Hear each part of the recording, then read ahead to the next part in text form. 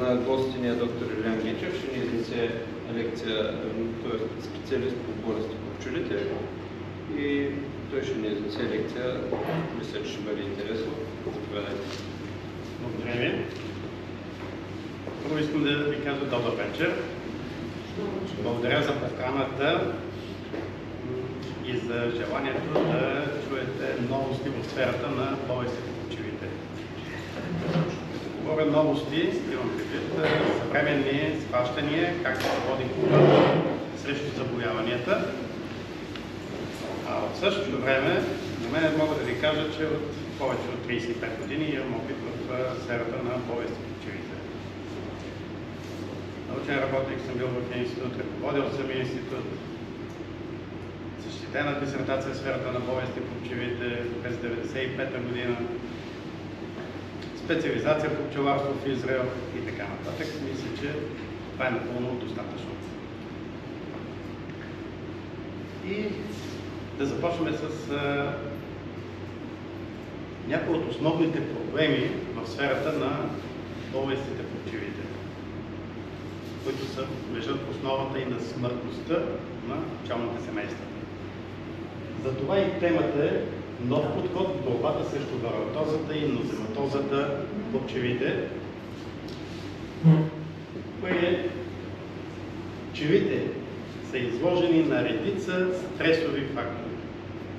От една страна има ограничени хранителни ресурси, от друга има много паразити, патогени. На трето место химикалите, дали са неоникотиноиди, дали са пирентроиди, всичките въздействат негативно на организма на пчелата. Какво е въздействието им? От една страна, ограничените хранителни ресурси, или това са монокултурите, дали е рапица, дали е слънчоглед, те компрометират имунитета, т.е. снижават неговата активност. Паразитите, патогените, те въздействат, като предизвикват болестен процес. Неоникотиноидите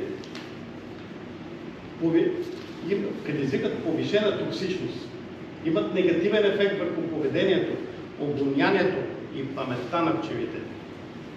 А пирентроидите повишават токсичността именно към тези химикали. Така че тяхното въздействие е изключително негативно върху организма на пчелата. Тъй като ще говорим за вароатоза, за нозематоза, тук на тази схема е представена връзката между тези патогени, неоникотиноидите, фунгицидите, акарицидите и всичко, което се внася в пчелното семейство. Дали вие като пчелари с различни продукти, които са основно неразрешени за употреба продукти, или такива, които се използват в земеделието. Вароа предизвиква потискане на имунната система. Оттам предизвиква благоприятен ефект за развитието на ноземата. И същевременно акар, той е и вектор за разпространение на вируси и в него се и размножават редица вируси. След малко ще коментираме това нещо. Всичко това заедно предизвиква смъртност при пчелите.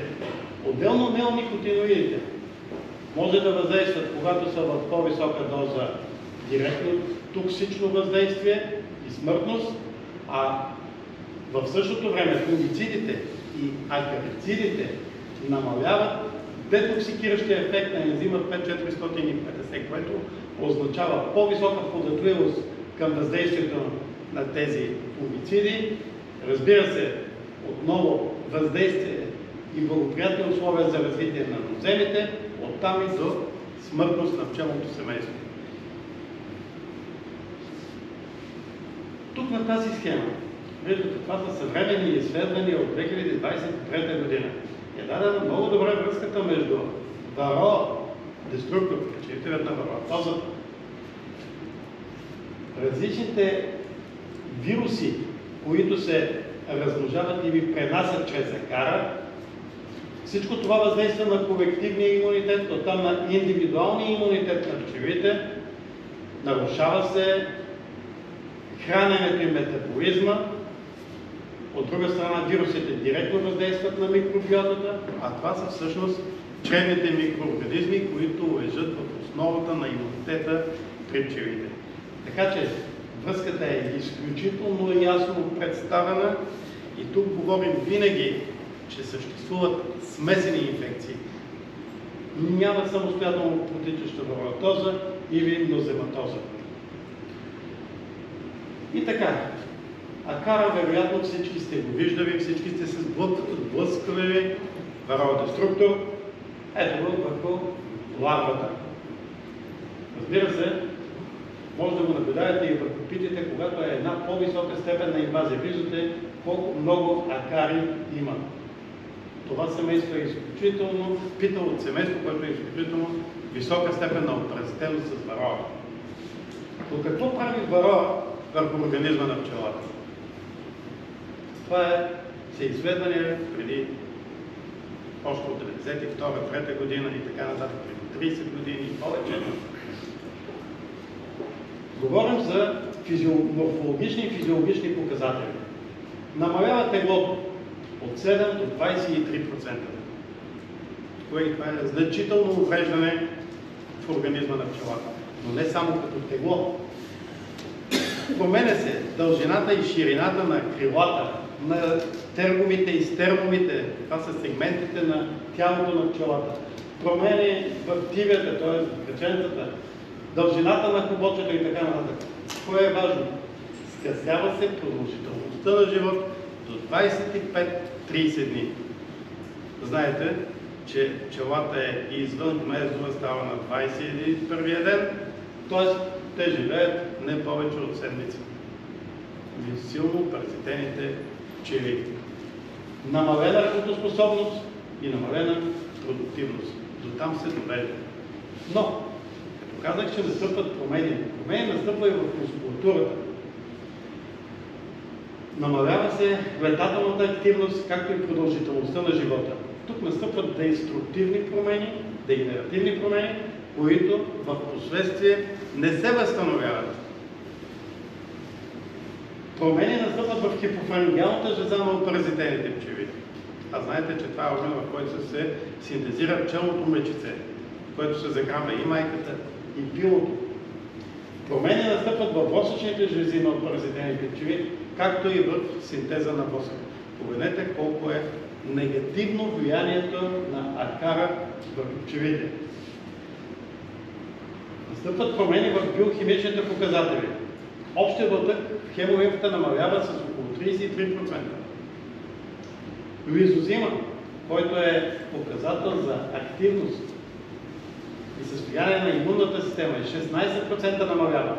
Общите липиди намаляват с 34%, а гликогена в мускулатурата с около 50%. Тоест има отслабена имунна система.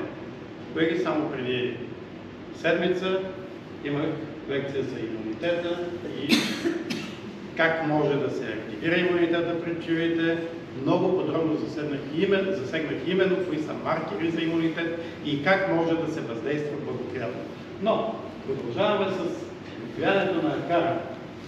Значи, предизвиква се намалена работоспособност и продуктивност, намалена летателна активност и продължителност на полетите,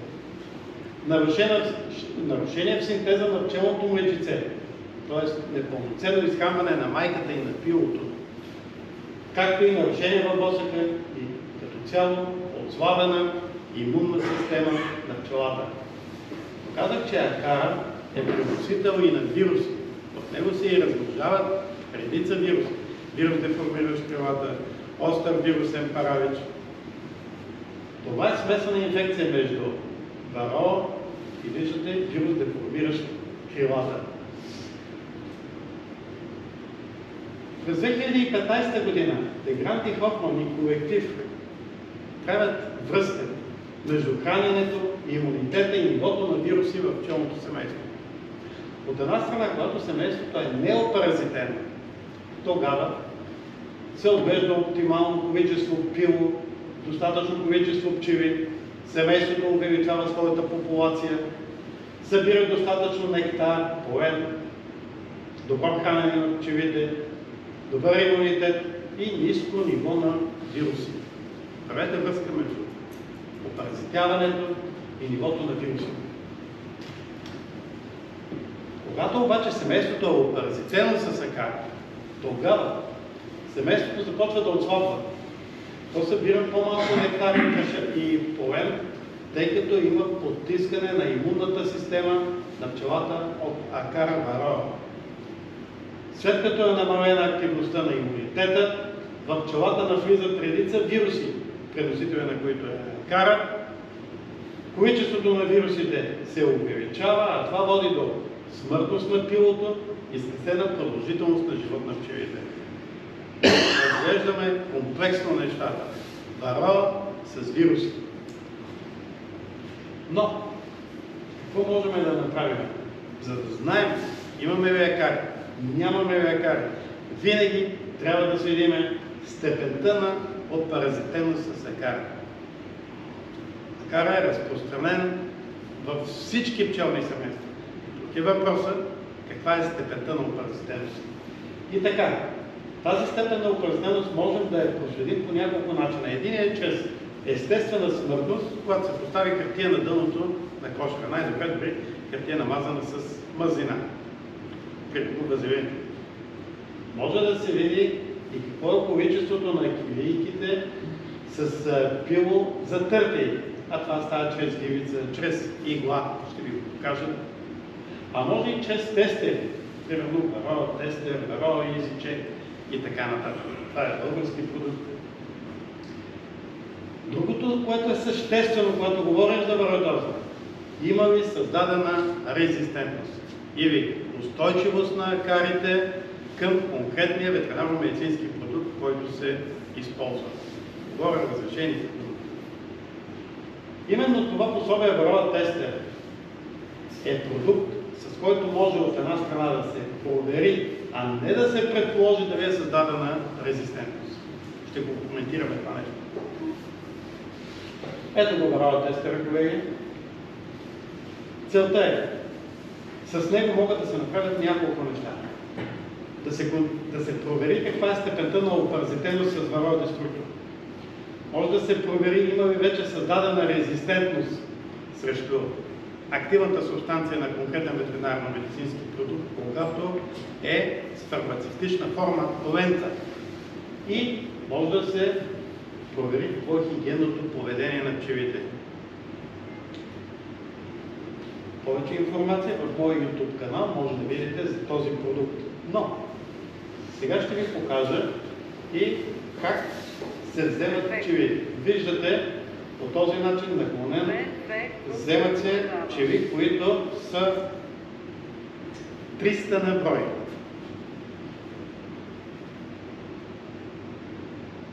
Можете да проверите дали са паднали акари на дъното.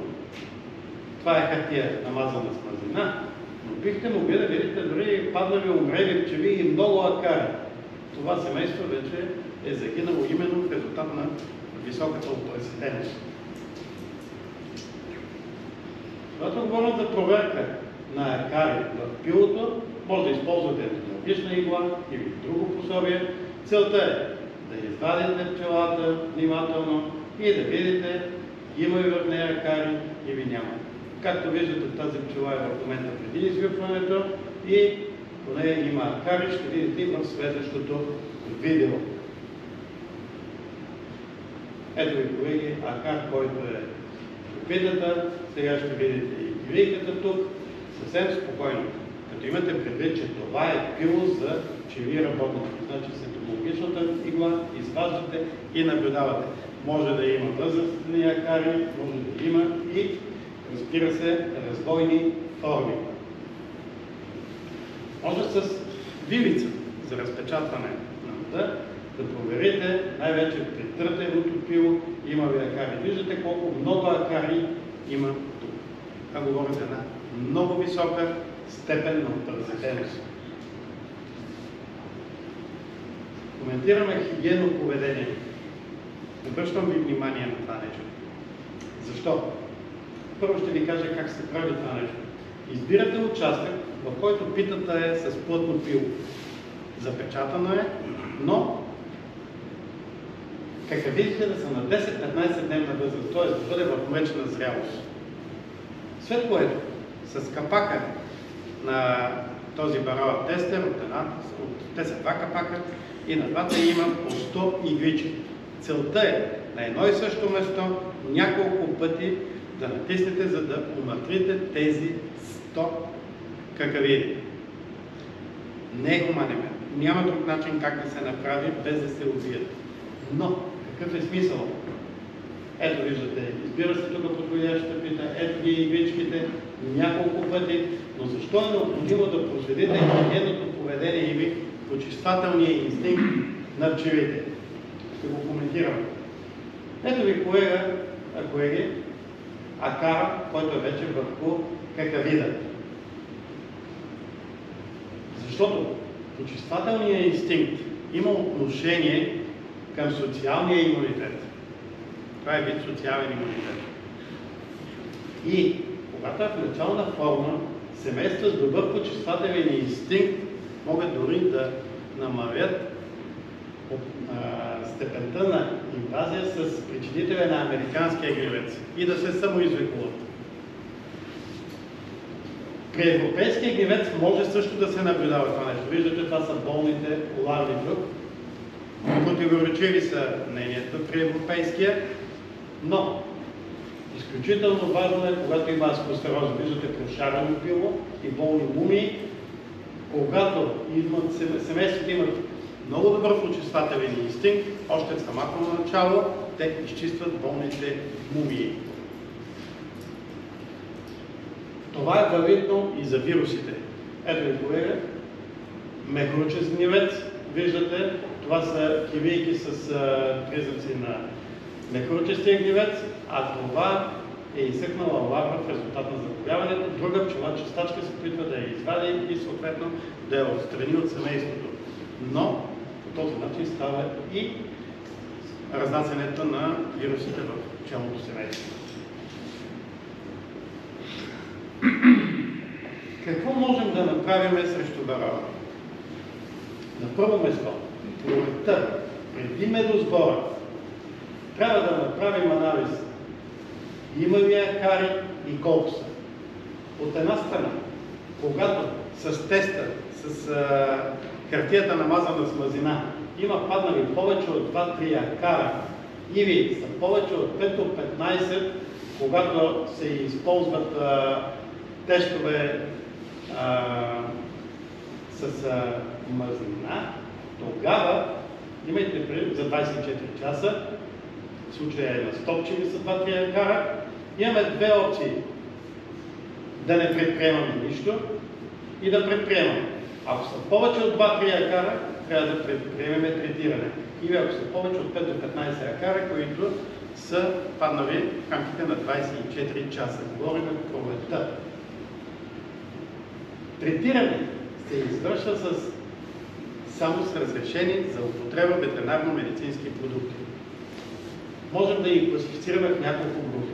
Натурални ветеринарно-медицински продукти, които съдържат органични киселини, тимол, масла и така нататък. Такива, които съдържат пиретроиди, флувавинат, флометрин. Такива, които съдържат органофосфорни продукти, това е хомофос, или амиди, амиказ. След малко ще коментирам. Но какво правим, ако степента на опаразитеност е по-ниска от тази, която коментираме като прак? Тогава, по време на медосбора, вие няма да третирате с никакви продукти, но при всички случаи ще използвате строителна рамка. Използвате я през целия активен сезон. По този начин вие намалявате степента на опаразитеност значително. Може да изреждате капачетата на хивейките, като може да ограничите майката, което в България не е за препоръчване, защото аз съм на принципа, че по-скоро трябва да има много пчела, която да работи, семейството да е силно, а не да ограничава майката в активния сезон. Но това е практика в редица държави в Европейския съюз. Какво се прави есента?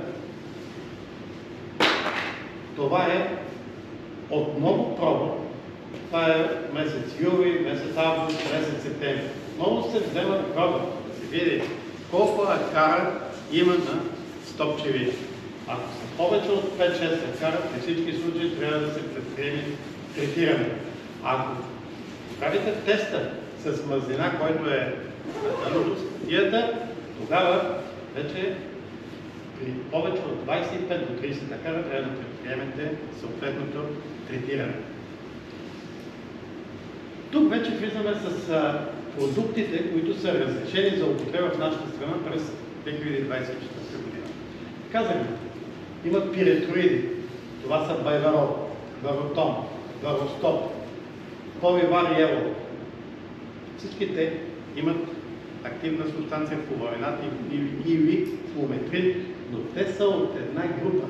И когато казваме, че трябва да се сменят активните субстанции, нямам предвид от една група, а от различни групи, защото тук има вече кръстосана резистентност. Така че не бива да сменяте, примерно, да правите ротация между байварол и варостоп, или варотом, или поливар. Амидините. В България има два продукта регистрирани с активна субстанция амитраз. Единият е апивар, който е френски, другият е апитраз, който е испански. И двата продукта действат много добре. Но имайте предвид, че след двугодишно третиране е съветвам на третата да смените продукта. Не може да го използвате години наред, защото имал съм случай, когато на трета година при мене загина пчелно семейство. И именно третиране с продукт, който съдържа активна субстанция амитраз. И когато разговарях с производителите и казах, имам такъв случай, събрал съм акарите, в фризера са, може да проверите, има ли генни мутации, защото те са причината за създаването на резистентност. Не обърнаха много внимание, защото така е по-добре да няма случаи, в които да се казват за странични неблагоприятни реакции, в това число и за намалена ефикасност. Продуктите са добри, но правете ротация и на тях. Другата група са органофосфорни продукти. Това са Checkmate и ABVAC. И двата продукта съдържат хумафос. Най-голямата група продукти са тези, които съдържат етерични масла и органични киселини. Това са Апилайва, Екостоп, Апигардиел, Фурмитон, Формик Про, Дамис BNM Low, Апибиоксал, Оксиби, Макс и Варомет. Така че, колеги, съветвам ви да използвате само тези продукти. Никак не са малко, това са 18 продукта разрешени за употреба. При всички случаи правете ротация между едната група и другата група. Дори с малко по-ниска ефикасност. Когато ги комбинирате и с строителната рамка, е по-добре, отколкото да продължите да използвате само едната група продукти, да си създадете резистентност, в резултат на което с ниската ефикасност, с висока опаразителност ще имате и смъртност при пчелните семейства.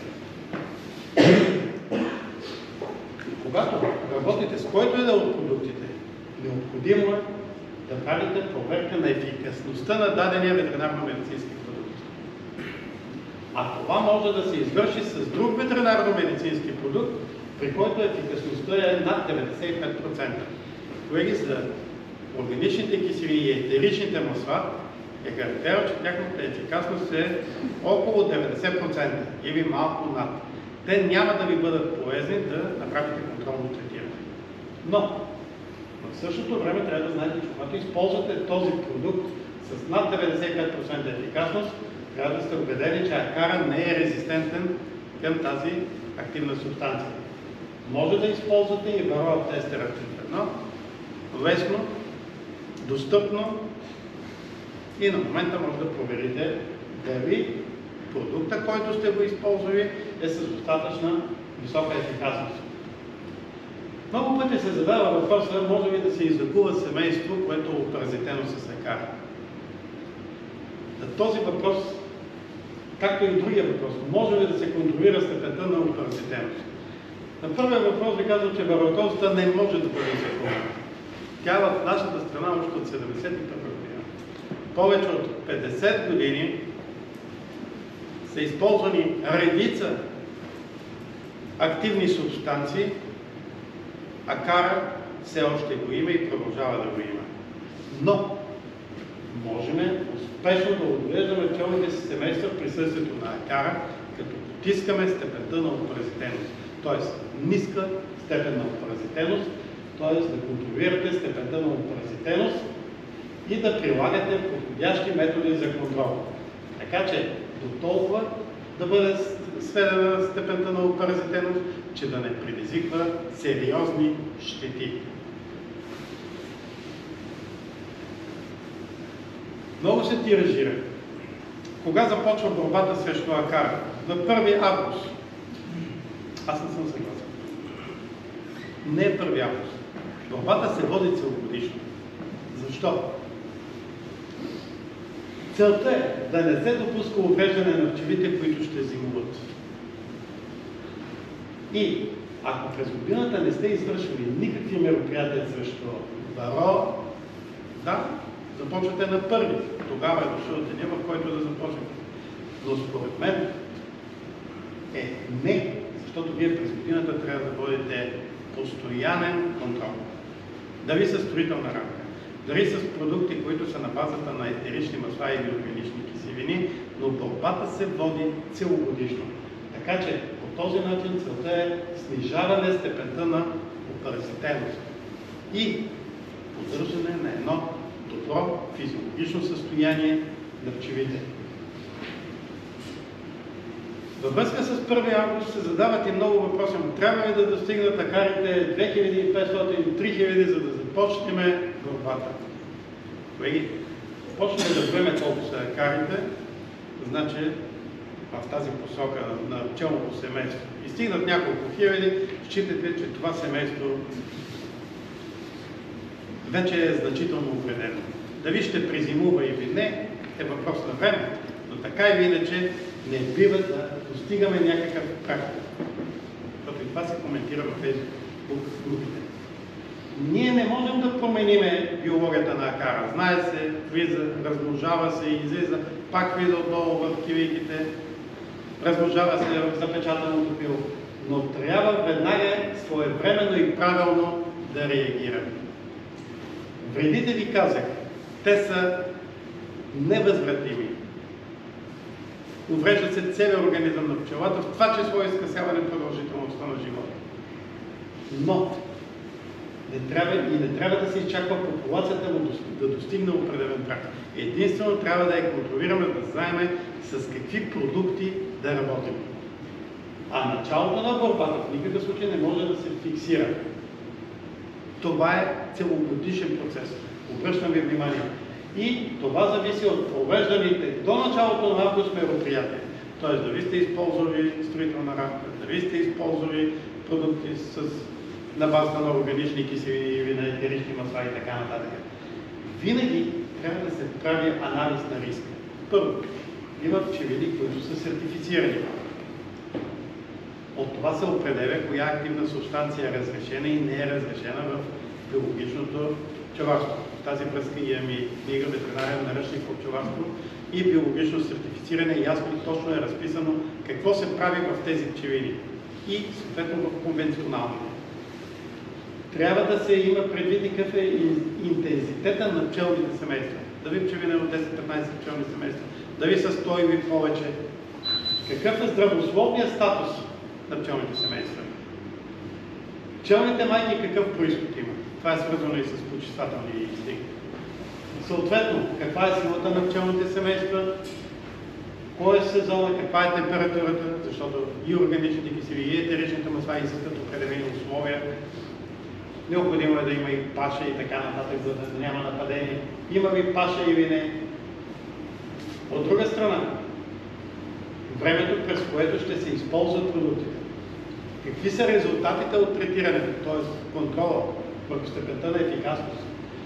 Кои ветеринарно-медицински продукти сте използвали по години? Т.е. ако 2 години последователно сте използвали един продукт, на третата го сменете. Дори аз бих казал, всяка година да ги сменете е още по-добре. По този начин вие ще избегнете резистентността. Тя също може да се проследи.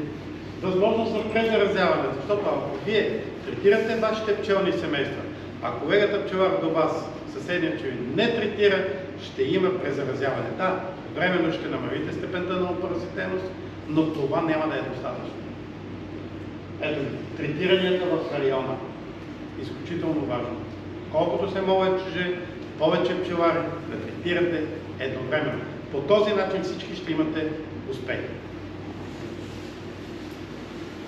И всички тези параметри, които ги изборих, трябва да се разглеждат комплексно, а не самостоятелно. Значи не се взема лесно решение кой продукт да се използва. Винаги трябва да се мисли. Няма формула. Виждате колко сложна формула е това нещо. Няма формула, по която да се каже, третирайте пролета с този продукт, есента с този, през лятото тези мерки предприемайте. Резултатите трябва да се анализират, защото степента на опаразитеност е динамичен процес. Сега е една степента, след един месец може да бъде съвсем различна. И тук коментирам, че трябва да се промени подхода при воденето на борба с варава. Не е необходимо профилактично да се прилага ветеринарно-медицински продукти, когато имате много ниска степен на опаразитеност, защото прекалената им употреба води също до създаване на резистентност. Но с успех може да използвате натурални продукти. Ето, колеги, тук съм представил пред вас някои натурални продукти, които да стимулират имунитета при пчелите, т.е. устойчивостта на пчелите. По този начин, дори да има акари, пчелите, когато са в едно добро физиологично състояние, по-лесно ще преодолеят инфекцията. Със сигурност трябва да правите и контрол на съпътстващи заболявания, защото казахме, варотозата не протича самостоятелно. Тя протича заедно с вируси, с коземи и така нататък. И други, с бактериални заболявания, гъбищни заболявания. И всичко това е елемент от цялостната стратегия за борба с акара. И тъй като акара е и преносител на вируси, ето ви, колеги, това е пчела с деформирани крила. Вероятно, повечето от вас не ги виждате. Това е вирус, деформиращ крилата. Квини. Предполагам, че сте виждали и черни пчели, като намокрени. Това са признаци на хроничен вирусен паралич. Това са насочващи признаци. Разбира се, диагнозата се поставя само лабораторно, но има твърде много насочващи признаци.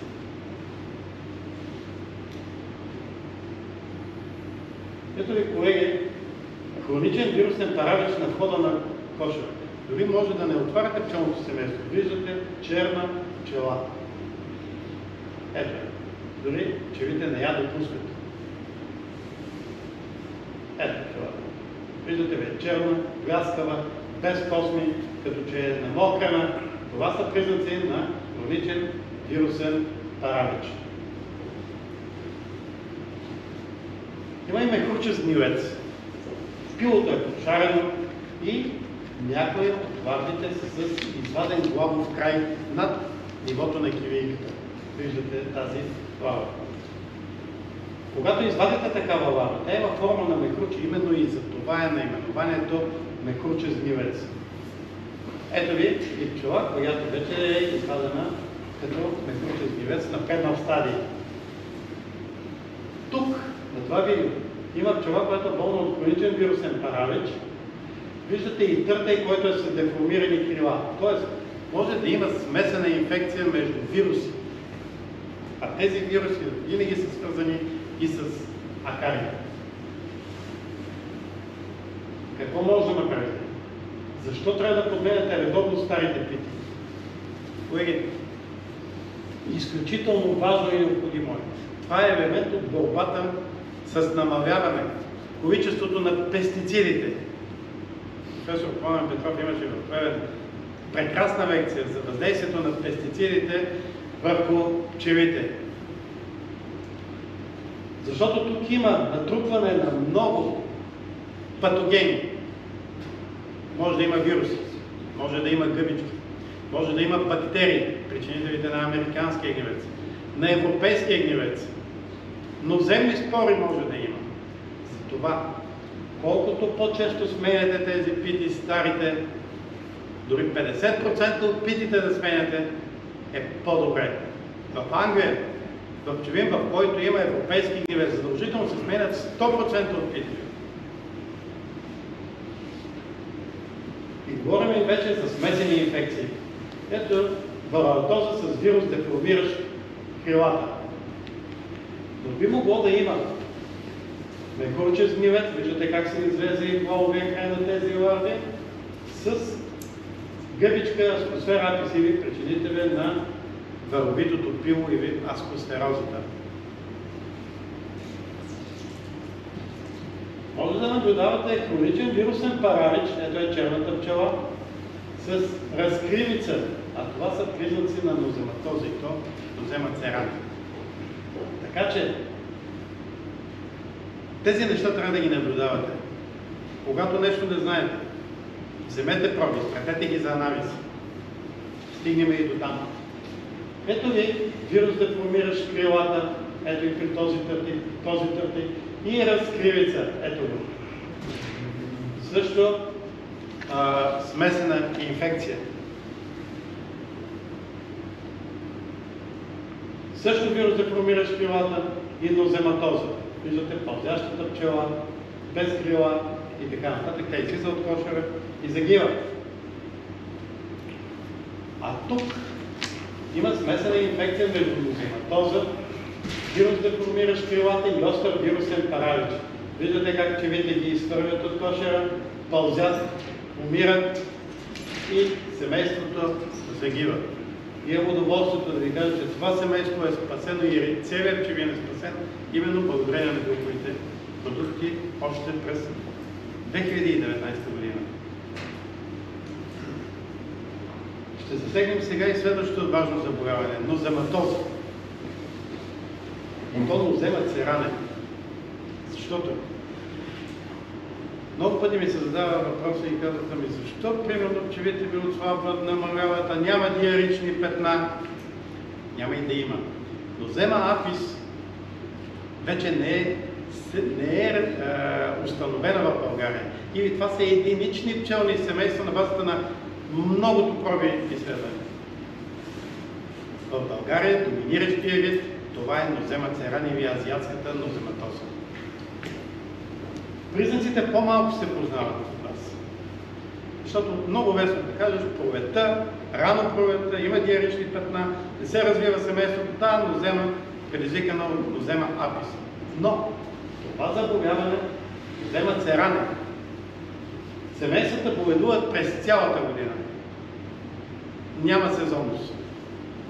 Няма диарични изпражнения по рамките, по питите и така нататък. И много автори дори казват за нозема церане, че това е тихият убиец на пчелите. Защо? Защото почти нищо не се вижда. Аз смея да кажа, че има много насочващи признаци в тази посока.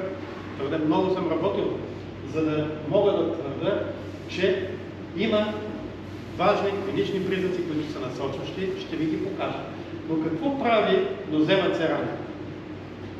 Тя променя метаболизма на протеините, т.е. дънтъка, който е в хемоин.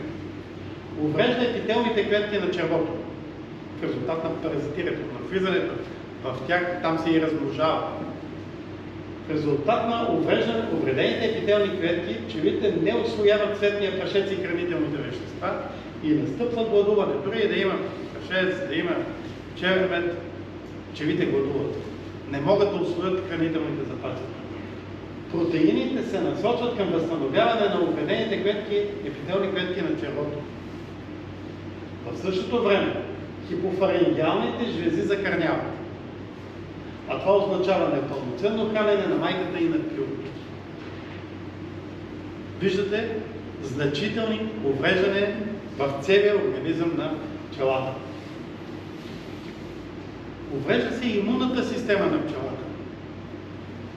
Изследвания още през 2018 година показват, че при неинфектирани пчели и при инфектирани пчели настъпват различия в физиологичните параметри. От една страна, спорите, при инфектираните пчели в начало са малко, в последствие се увеличават значително. При неинфектираните, разбира се, няма спори. Смъртността на предна стадия е значителна, имунитета се снижава, респирацията се увеличава, протеините вместо да се увеличават, те се задържат на едно ниво, липидите значително намаляват, глюкозата е на същото ниво, гликогена не се променя. Но всичко това комплексно води до една значителна повреда на имунната система на пчелите и съответно до тяхната преждевременна смъртност. Но вземат се рани. Какво може да наблюдават? Пълзяща пчела по тревите пред коша. Виждате, това не е медоносно растение, пчелата е по тревата. Това е един от насочващите признаци. Но пчела може да наблюдавате дори завърнала се от полет с прашец и е пред коша. Такава пълзяща пчела вие може да наблюдате включително и по снега през зимата. Затова казах, че е заболяване, което няма сезонност. То е целогодишно. Виждате, тази пчела, независимо, че отишла, събрала е прашец, но тя загива пред коша. Какво се наблюдава? Ще изпадне в агония, но ето ви друга пчела, която е по тревите. Това е валидно и за търтите, не само пчелите работнички. И разбира се, пчелата, която е пред коша, тя загива, тя изпада в агония и там вие ще наблюдавате много умрели пчели. Също насочващ признак. Има и слабо развито семейство в активния сезон. Това видео съм снимал не в България. Виждате по свет лято как има само 2-3 междуремия и това през целия сезон е така. Неразвито семейство. Същото семейство е и с прошарено пило. Нормално, когато няма и много пчели, майката ще започне да изнася неравномерно яйца. Така че, когато говорим за нозематоза, много важно е да се прави превенция и контрол. Но от една страна, трябва да се въздейства на епителните клетки на червата. Тоест, да се плътнат стените, да се създадат едни неблагоприятни условия да премине спората през стената на червото, а това може да стане с допълващи фуражи. В конкретния случай може да стане с Коземат хер плюс имуностарт хер и така нататък. Активиране на имунната система на пчелите. Колкото пчелата е в по-добро физиологично състояние, толкова по-слабо ще въздействат тези патогени. И разбира се, трябва да има контрол на съпътстващи заболявания. Дали е варотоза, дали са гнилцови, вирусни заболявания, гъбични заболявания, няма значение. Защото много често един проблем води след себе си и друг проблем. Смесените инфекции са много често срещани заболявания в нашата страна. Тежестта на протичане на нозематозата не е право пропорционална на количеството на ноземните спори. Затова не се подвеждайте, когато се коментира дали са 500 хиляди, дали са 1 милион и така нататък. По-важно какво е общо физиологично състояние. Какво е състоянието на имунната система на пчелите, отколкото да се изброяват спорите. Защото това е процес, в който те варират изключително много, в рамките дори на едно и също семейство, взети от различни пчели, взети по различно време. Това казах по значение физиологичното състояние. Тук вече трябва да има правилно съчетание на комплексни мерки, които са поставени на научна основа и подкрепени с доказателства.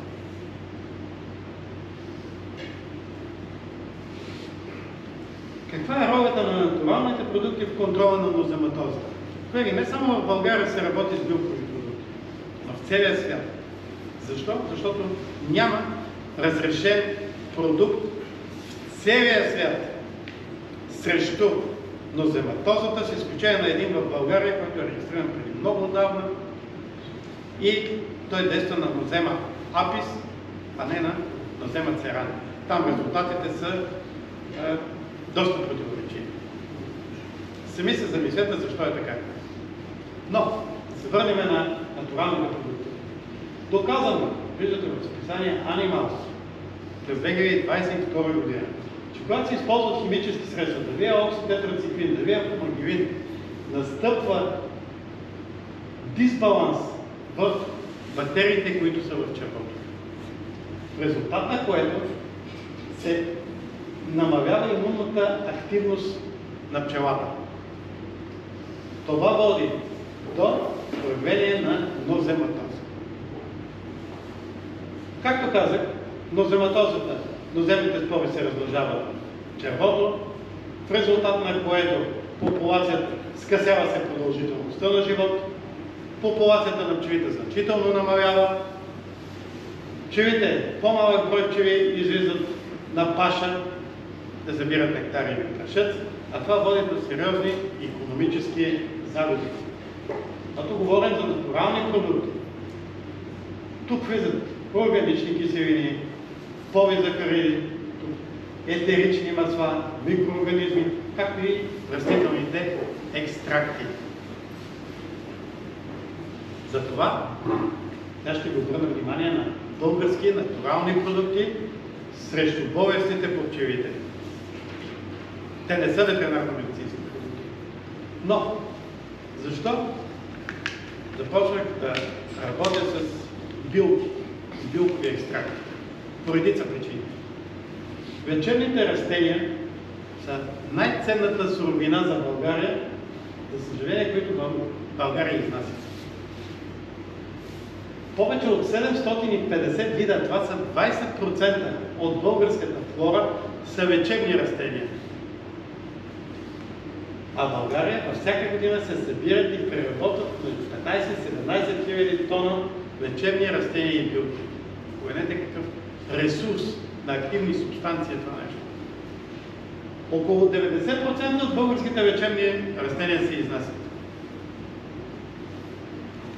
България е на първо место в Европа и на едно от първите места в света по количество изнесени билки. За съжаление имаме невероятно природно богатство, което го изнасяме. България, казах, е основен доставчик на билки за целия свят.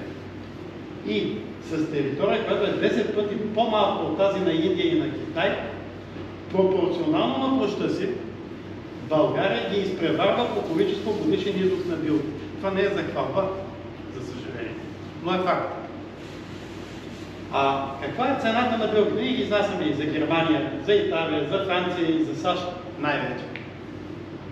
Ако в България един тон билки струва около 2100 лева, говоря билки, същите във Франция са по-скъпи 3,5 пъти. В Швейцария е 5,5 пъти, а в Япония 15 пъти. Така че, да, ние ги изнасяме. Цената там е друга, но какво можем да очакваме от там? Продукт с крайно много висока цена, не с по-високо качество. И именно по тази причина доста години работя в сферата на въздействието на лечебното влияние на билките върху пчелите и още 2019 година 4 от продуктите бяха изложени за първи път на изложението в Експо Плевен, за което и получиха и съответните награди от Международна комисия. Впоследствие още двата продукта, това е вирусомат и бактеромат, бяха изнесени. Но, нека да говорим. Какъв е подходът срещу болестите по пчелите? Именно, използването на тези билкови продукти ще ви даде възможност да подобрите общото състояние на пчелите, да подобрите имунитета, да намалите количеството на ноземните спори, а срещу акаравирон използвате само разрешени за употреба ветеринарно-медицински продукти. Ето ви продукта Имуностарт Херб, виждате го и пред вас. За него има твърде много информация в статии, които са публикувани на списанието на Българската академия на науките от екип от Селскостопанска академия, още през 2021 година. В друга публикация, която е направена в Акта ветеринария в Белград, също е дадено влиянието на продукта Имуностарт Херб върху развитието на пчелните семейства. Как действа Имуностарт Херб? Той активира развитието на хипофарингеалните и на слюнчените жлези. Подобрява развитието на дорзалното масно тяло. Увеличава се синтеза на пчелно млечице, на общ белтък и на визозим. А това са фактори, които имат отношение към имунитета, т.е. активира се имунитета, в резултат на което се повишава устойчивостта на пчелите към заболявания. Съответно, повишава се популацията на пчелите и на пилото.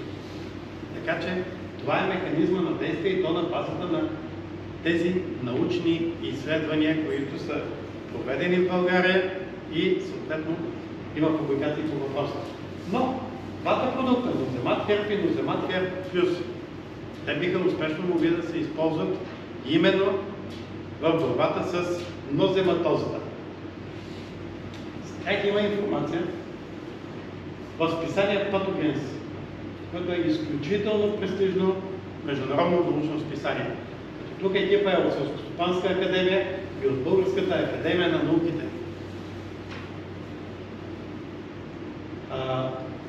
Същевременно, за тези два продукта, разширен екип от Селскостопанска академия, от Тракийския университет и от Българската академия на науките публикува в списание Diversity. Дали може да се намали зимната смъртност при пчелите? Да, може. С тези продукти може.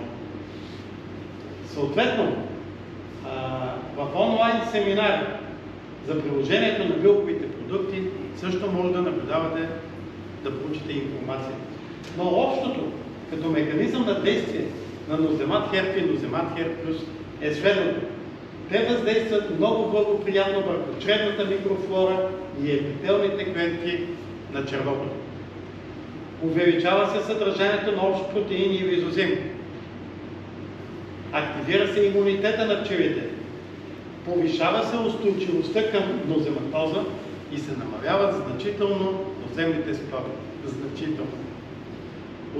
Увеличава се популацията на пчелите и на пилото. Удължава се продължителността на живот и съответно има намалена зимна смъртност. Това е другия продукт Бактеромат Херб, защото има и редица бактериални заболявания. За него категорично е доказано, говоря при лабораторни условия, че има антимикробна активност на билковия продукт срещу причинителите на американския и на европейския гивец. Това е националната референтна лаборатория в болести по пчелите, която е в Националния диагностичен научно-изследователски ветеринарно-медицински институт. Когато говорим за проби, къде бихте могли да ги изпращате, това е държавната национална референтна лаборатория. Това е мястото, където може да изпращате проби за анализ. Разбира се, действието на продукта е изпитано и в редица пчелини. На терен доказано е неговата ефикасност. В момента се подготвя статия, която ще бъде публикувана за въздействието при лабораторни условия. Другият продукт, който е на билкова основа, това е Аскомат Херб. Той въздейства срещу въровитото пило. Там ясно и точно нещата се виждат. Няма как да ви обяснявам какво е действието. Намалява количеството на гъбичките и предизвиква оздравителен процес. Продуктът Виростомат Херб, той въздейства на хипофарингеалните жлези, на слюнчените жлези и на дорзалното масно тяло. Увеличава се синтеза на протеини, а оттам се активира и имунитета. Повишава се устойчивостта към вируси. Увеличава се популацията пчели и пил и се удължава продължителността на живот на пчелите. Разглеждам ги самостоятелно, но ще коментираме и при смесено прилагане на тези продукти. комбинирано. Тези продукти могат да се използват пролета, март, април, дори и сега, не е рано, дори и февруари. През лятото, през активния сезон, защото това са само билкови екстракти. И когато има дадено заболяване, не е нужно да чакате края на активния сезон, т.е. месец август. Особено когато се прилага с превентивна цел. Изключително добър резултат. Тъй като те съдържат само екстракти от български билки. Казах ви защо са само български билки. Няма остатъчни количества в пчелния мед и в пчелните продукти. Не променят вкуса на меда и на пчелните продукти. Няма оцветители, няма ароматизатори, няма ГМО и са с естествен вкус. Дозата и кратностите на тези продукти са 10 мл на пчелно семейство. Като 10 мл от продукта може да разтворите в 200 мл захарен сироп и да го подадете в хранилката. Това става, когато вече се позатопли времето, може би март месец, април месец. Можете 10 мл от продукта да разтворите в 50 мл захарен сироп до 90 и да се приложи чрез напръскване или чрез накапване. В момента можете да използвате 10 мл от продукта плюс 50 мл захарен сироп. Напълно достатъчно за едно семейство всички пчели да приемат тези биологично активни вещества. Независимо от начина на прилагане, трябва да се третират семействата 2 до 4 пъти през интервал от 5-7 дни. Аз обаче ви съветвам 4 пъти, когато е еднократно, използвате само един продукт. Много по-добър резултат ще имате и по-дълготрайен. Когато обаче говорим за използването на бактериомат, тогава той трябва да се прилага до 6 пъти, за да има резултат. Може да се приложи и чрез медно-захарната пита. 10 мл от продукта с 300 до 500 грама медно-захарно тесто. Като пчелните семейства се подхранват 2-3 пъти през интервал от 10-14 дни. Когато е самостоятелно прилагане, казах 4 пъти през интервал от 5 до 7 дни. Това е добрият резултат. Когато обаче имате комбинирано прилагане на билковите продукти, в случая примерно имуностарт с ноземат, тогава вече по 4 пъти следва да се прилагат двата продукта през интервал от 3-4 дни, като се редуват. Тоест 8 третирания в рамките на един месец. Казах, когато е за европейски гневец, имуностарт с бактериомат следва да се приложат по 6 пъти. Най-добрият резултат е използването на комбинацията имуностарт херб, вирусомат херб и ноземат херб. Мисля, че разбирате защо. Вароа има навсякъде разпространител на вируси. Ноземите ги има също широко разпространение, а имуностарта е за активиране имунната система на пчелите. В този случай, дори и по 3 пъти да ги третирате с трите продукта, т.е. 9 третирания, пак през интервал от 3-4 дни, са достатъчни. Пак в рамките на един месец. Казах, може с сироп в хранилката, може с спрей, може чрез накапване, може и с медно-захарната пита. Сега ще ви покажа нагледно. Това видео ми е предоставено от господин Борис Борбавински на Негричевин, той е над 1200 пчелни семейства. В рамките на деня 3 пчелари, един от които маха капака, другия поставя сироп в хранилката, третия затваря, третират всичките пчелни семейства. Можете с спрей, лесно, удобно. Можете един момент. Именно при европейски гневец да третирате, като изваждате питите индивидуално и третирате с спрей. Може с специални приспособления за перорална употреба, това са пистолети, пак в рамките на около 30 секунди, едно пчелно семейство се третира.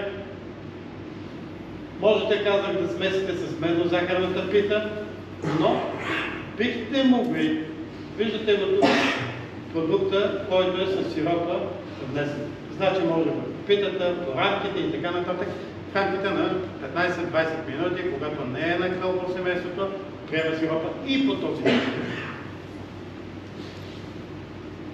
Тези продукти, колеги, се произвеждат от фирма Extract Pharma.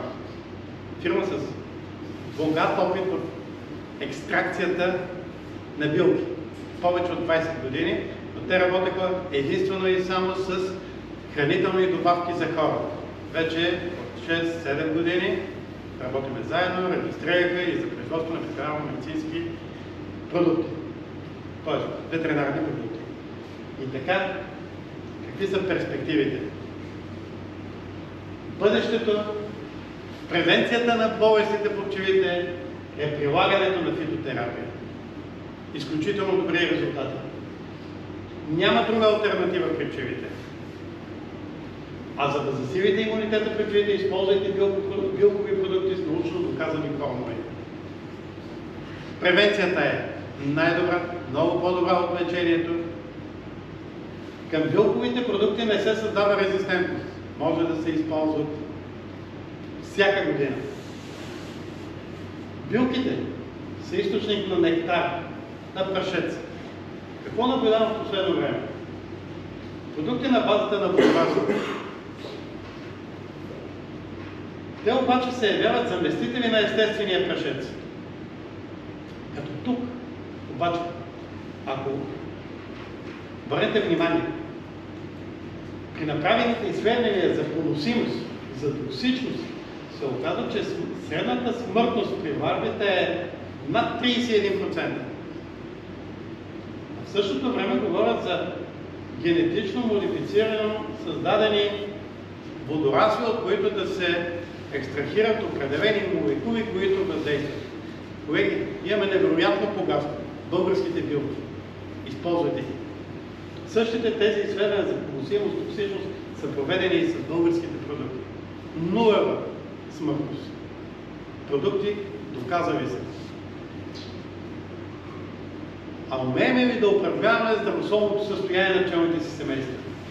За целта изпращайте проби за прекъсване на поколение. Значи, в рамките на една година, на един сезон, аз имам лекция по този въпрос, в YouTube може да видите, когато има само един акар, първото му поколение, оставаме само един единствен акар. Първото му поколение остават единични други акари. Второто поколение, те са значително повече. Третото поколение, повече от 50% от акарите вече са резистентни. Това в рамките на един активен сезон. Представете си, когато има един единствен резистентен акар, колко много акари. Тоест, третото поколение вече са повече от 50%. Тези изследвания са правени от редица научни институти. Доказано е това нещо. Именно поради тази причина казах, следете степента на опаразитеност. Когато знаете, че един продукт има примерно ефикасност над 95%, а вие наблюдавате една по-ниска ефикасност, това е предпоставка. Но бихте могли да използвате Varroa тестер. При него също в YouTube канала съм го разписал, много ясно и точно обяснил как се прави.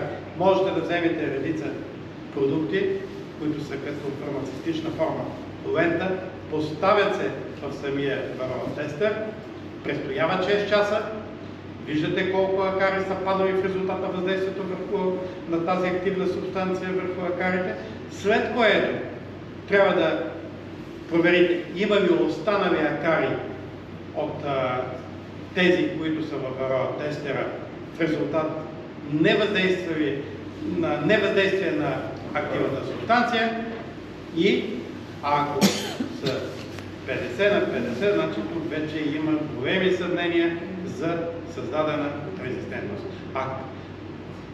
При всички случаи ефикасността на всеки един продукт, които са с химична субстанция,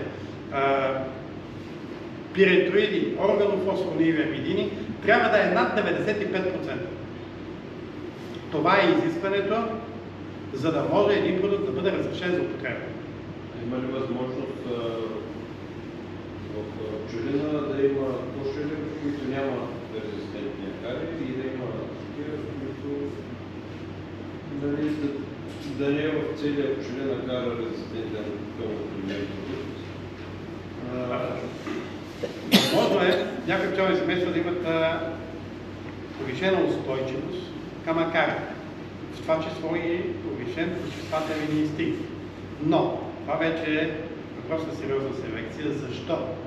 Акарите от едно семейство преминават в друго. И дори в семейството да се възприеме, че има повишена устойчивост към акара и да кажем, те са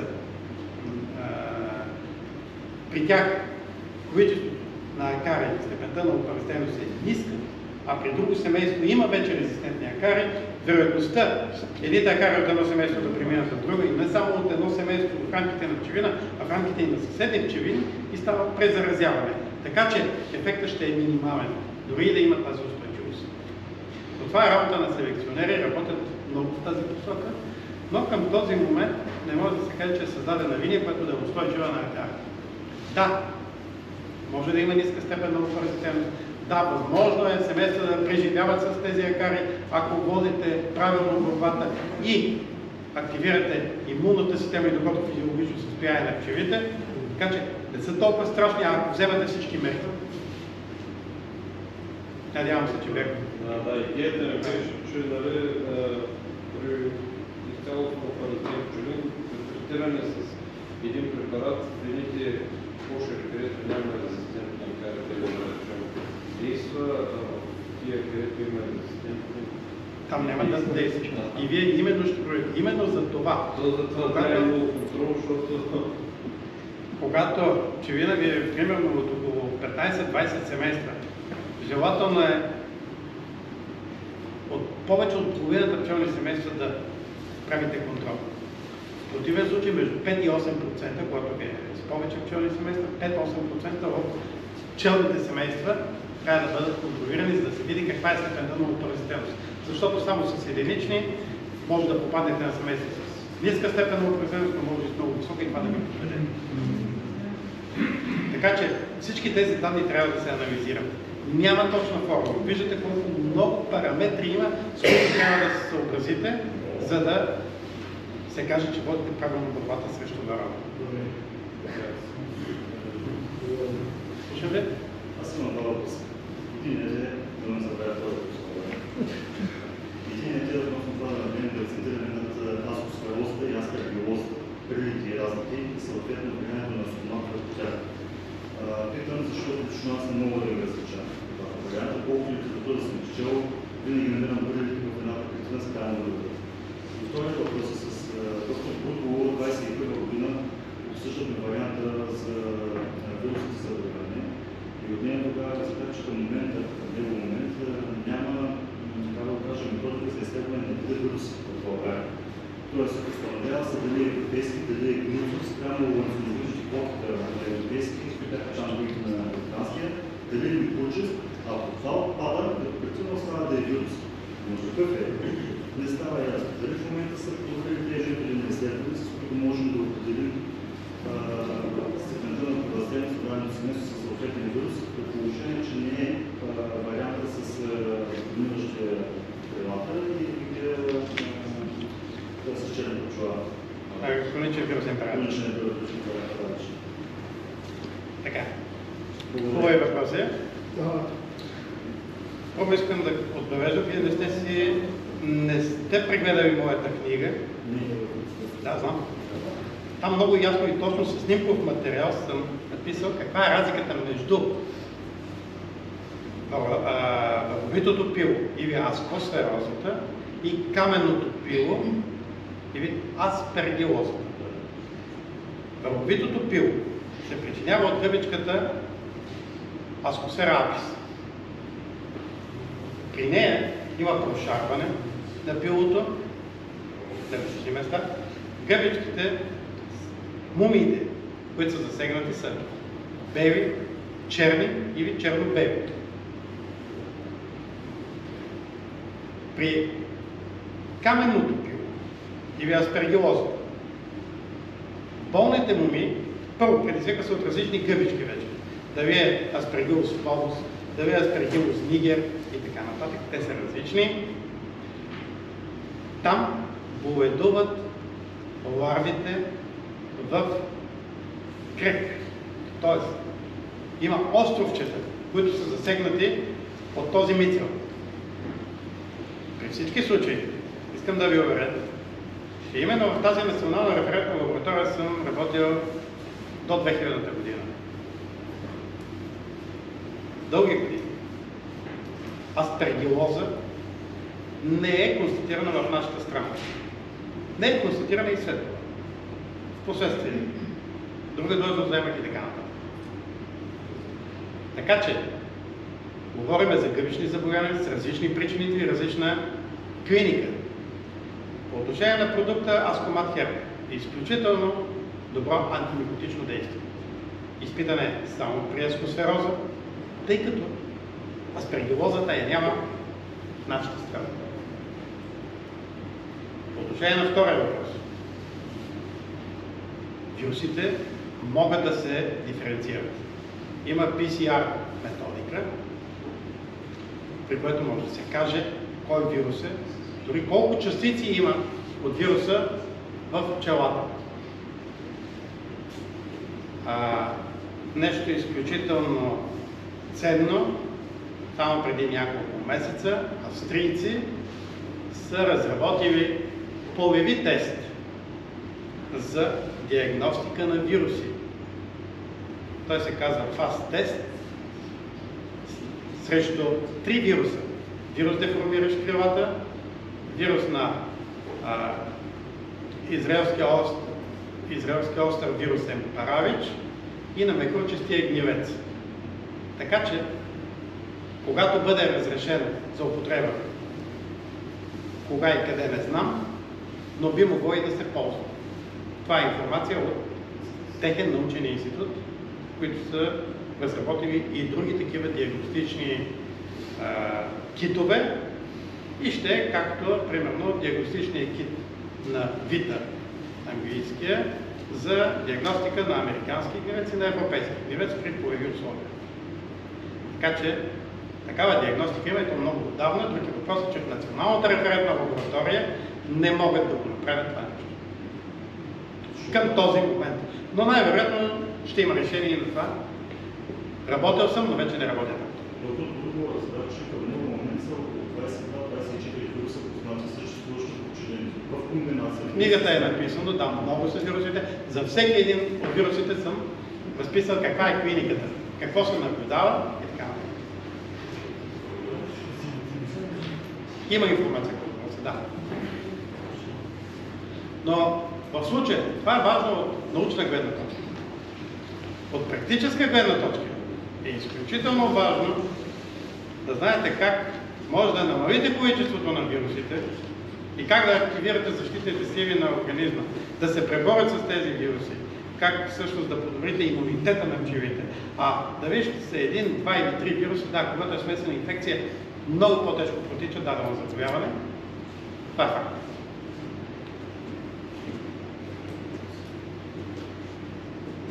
Така че, когато говорим за нов подход срещу тези заболявания, аз говоря срещу болестите като цяло, имайте предвид, че употребата именно на продукти, с които да поддържате добрия физиологичен статус, е изключително важно.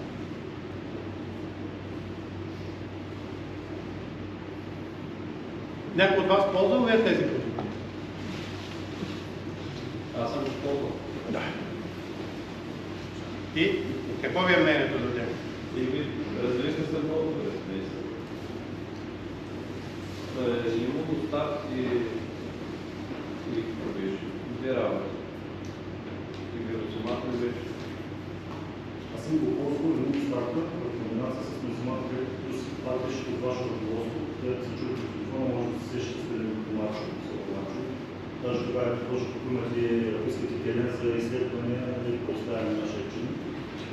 Наблюденията ми бяха в някакъв случай, това, което беше 21 или 22 година. Много от колегите да го кажат като сведение, че от 21 година есента направихме изследване с брата върху нашите пчели, като развихме на три групи.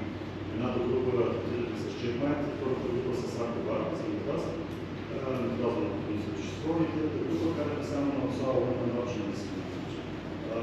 21 година това беше есента третиране. Тогава вложихме за първи път за комбинацията есентния месец на имуностата,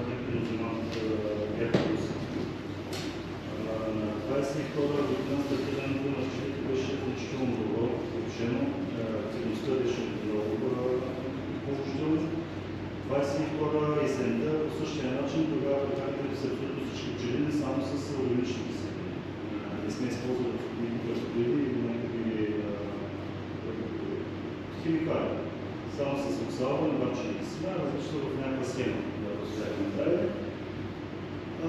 22 есента, което направим по същия начин. Тоест ние не използваме вече препарати за първополството с състави на компост и на граса. Пак с схемите на имуностатите на вирусомата. Ако включите и вирусомата, още по-добри резултати ще имате, уверено. Направете и такава група.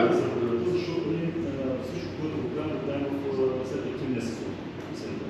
Най-вероятно ще да починиш, което да направим малко превис. Подгответе ги сега месец март, след което месец август. Резултатите ще ви бъдат много добри, включително зимната смъртност. А имате ли зимна смъртност? Значи, мога да излъжа, че нямаме. Вчера един на едно, който бях остава точно на 3 оживания, беше по-станал на 2 оживания и има една почта станала. Това е едно семейство, колко близо 400. Едно. Към този момент. Значи спазвате схемите. Защото, ако ми кажете, че имате по-висока, ще кажа, че не спазвате това, което аз говоря. Използвайки тези продукти и правилно водена борба срещу варатозата, не би трябвало да има зимна смъртност. Освен, ако се помирате глад, освен ако механично е притиснат в пчелната майка и така. Семействата са в изключително добра кондиция.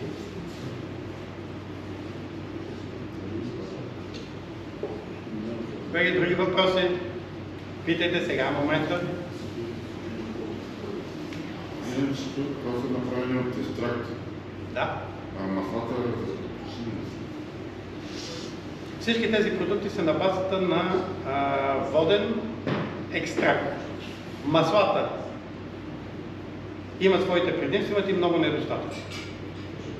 Уеднаквява се миризмата и трудно е да се направят в фармацевтична форма, която да е подходяща за пчелите. Другото, което има някакво възможно да бъде справяне към националната пчеларска програма. На едно с някакви, които за да бъдат по-достъпни до кредити. По-голема способка. Цената е много трудно за колеги средства и за превенция с болести. Тези продукти ги има в различни разфасовки. Това е най-малката, аз показвам тук като мостри, има ги по 500 мл, има и по 1000 мл.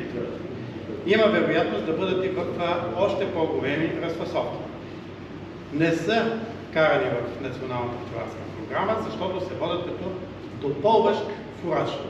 Въпреки че такива продукти са включени в националните програми, колкото знам и Франция или Италия, при нас не са. Голямата способка, цената в долу. Да, разбира се, че е по-ниска. Това са телефоните, аз не съм в търговската част, но вие видяхте телефоните на Екстракт Фарма, на листовките тук също ги има. Необходимо от тази гледна точка на времето, когато аз не много се използваш пирсин и чекмайка, активната става по компост, тогава слушаме много колеги и предоплатите спекулираха с това, че излиза като съдържание в пробите.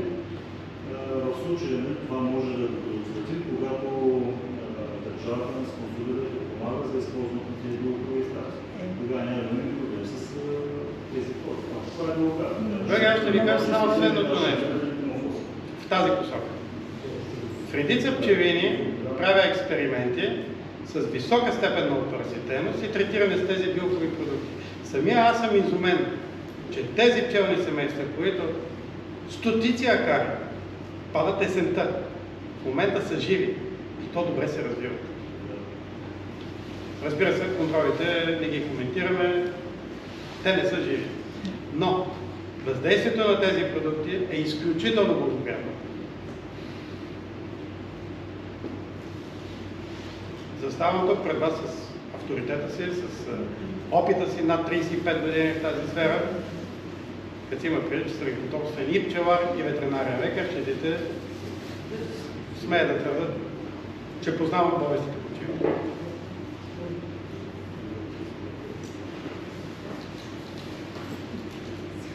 И и така. Да разбирам, че вече всичко е ясно. Абсолютно. Добре. Който не си е взел визитки мои, може да си вземе, можете да се обаждате, когато желаете.